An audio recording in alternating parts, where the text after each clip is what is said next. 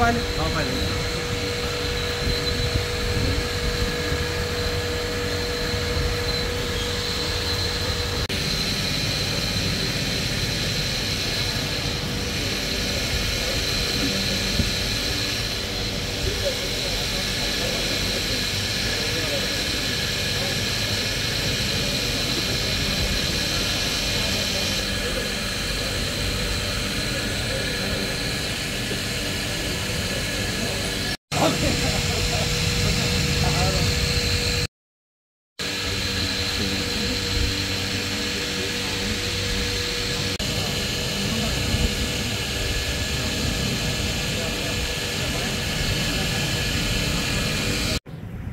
Soybean कापूस उत्पादक शेतकऱ्यांच्या हक्कासाठी मी स्वतः गेल्या 3 दिवसापासून बेमुदत अन्नत्याग आंदोलनाला मातृतीर्थ सिंदखेडराजा जिल्हा बुलढाणा जिजाऊ माँसाहेबांच्या जन्मस्थळामध्ये राजवाड्यासमोर बेमुदत अन्नत्यागाला बसलो आहे। आजचा माझा बेमुदत अन्नत्यागाचा 3रा दिवस आहे। अजूनपर्यंत सरकारने काही हालचाल केलेली नाही। सरकार फक्त दुरून सगळं बघतं आहे आणि पहिल्या दिवशी अन्नत्याग आंदोलनाला बसलो।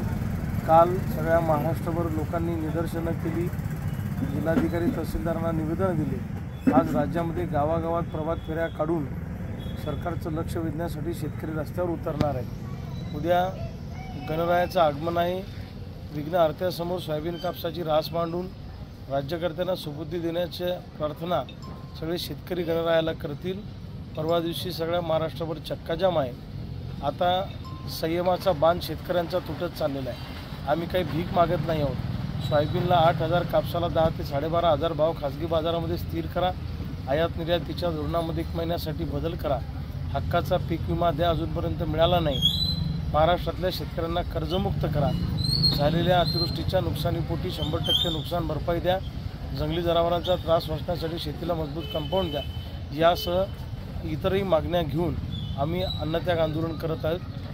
शेतकरी आत्महत्या करतो, हे आत्महत्या थांबवण्यासाठी सरकारनं पावलं उचलली पाहिजे आणि माझ्या जीवाला काही बरं वाईट झालं तर त्याची संपूर्ण जबाबदारी राज्य सरकारची असेल, हे सरकारने लक्षात ठेवावं। आणि उद्यापासनं परवापासनं शेतकऱ्यांनी जर का शेतकऱ्यांचा संयम तुटला, त्यांनी कायदा हातात घेतला तर मग मी मात्र त्याचा विचार करणार नाही आणि 2 दिवस वाट पाहू। अन्यथा समृद्धी महामार्गावर सगळे शेतकरी बैलगाड्या घुसवतील आणि हा समृद्धी महामार्ग अडवून ठेवतील।